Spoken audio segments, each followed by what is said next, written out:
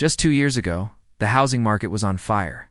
Bidding wars, cord-breaking prices, and homes selling in hours. But now, something's changed. The signs are clear. Prices are cooling. Inventory is rising and buyers are starting to back away. This isn't just a small dip. It could be the start of a full-on housing market shakedown. So, is this the beginning of the next housing crash? Stay with me because by the end of this video, you'll know exactly what's going on, how to protect your money in 2025. And if you want more powerful real estate insights like this, hit subscribe to the Real Estate Scouts so you never miss an update. Today, we're breaking down the journey from boom to bust in the housing market. We'll uncover the real reasons behind the slowdown, which cities are at the greatest risk, and most importantly, what smart buyers and investors should do right now. This isn't just another opinion piece. I've analyzed the latest data, market trends, and expert forecasts. So what you're about to hear is based on real facts, not fear. What's triggering the slowdown? Let's start with the root cause. The first and most obvious reason is interest rates. In 2021, mortgage rates were at historic lows, around 2.5% to 3%. That made borrowing cheap, which fueled the buying frenzy. But in 2023 and 2024, rates climbed above 7%. That's more than double the cost for the same loan. For example, a $400,000 mortgage at 3% has a monthly payment around $1,686. At 7%, that jumps to nearly $2,660. That's a $974 increase every single month. This change has priced millions of potential buyers out of the market. On top of that, inflation has made everyday living more expensive, leaving less room in people's budgets for housing. And finally, supply is catching up.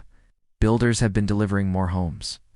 And some sellers who were waiting for the top of the market are finally listing their properties. That extra inventory is removing the desperation we saw just a couple years ago. The role of interest rates and inflation. Interest rates are more than just a number. They read the single biggest factor controlling affordability. Think of it like this. Even if home prices stay flat, a rate hike can turn a good deal into something completely unaffordable. The Federal Reserve raised rates aggressively to fight inflation. And while inflation has cooled slightly, it's still above the Fed's comfort zone. That means we're unlikely to see those ultra-low mortgage rates return anytime soon. In short, this isn't just a short-term dip. We could be looking at a multi-year market adjustment. Cities feeling the heat, not all markets are equal. Some cities are much more exposed to price drops and demand slowdowns. Based on the latest data, here are a few markets under the most pressure. Boise, Idaho. Prices jumped over 60% during the boom. Buyers now face big affordability issues. It's Austin, Texas. Once the hottest tech city, now dealing with oversupply and new construction. It's Phoenix, Arizona. Rapid price growth during the pandemic is now hitting affordability limits. Las Vegas, Nevada, strong tourism market, but volatile job trends make it sensitive to downturns. Sacramento, California.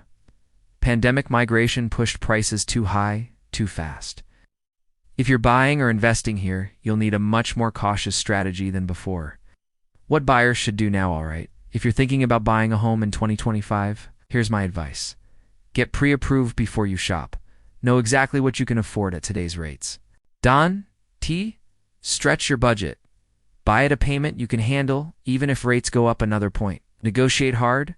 Sellers are more willing to give price cuts, closing cost credits, or even rate buydowns. Focus on long-term value. Location, quality, and rental potential matter more than short-term appreciation. And remember, a smart deal in a cooling market can still make you money over time. If you're finding this valuable, make sure to subscribe to the Real Estate Scouts. We're here to help you make the smartest moves in real estate. What investors must watch out for investors. Shakedown means opportunity, but also risk. Flippers need to factor in longer holding times and be conservative on after-repair values.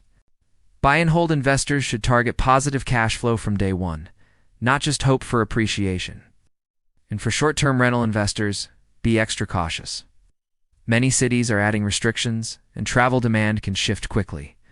The best investors in 2025 will be those who can adapt by below market value and keep plenty of cash reserves.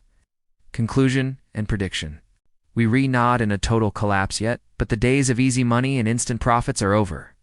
From boom to bust, the housing market is entering a new phase, and only the prepared will thrive. So, whether you're a buyer, seller, or investor, knowledge is your best asset right now. And if you want to stay ahead of every twist and turn in the market, subscribe to the Real Estate Scouts. We're bringing you real estate truths, not just headlines. Until next time, stay smart, stay cautious, and stay ahead.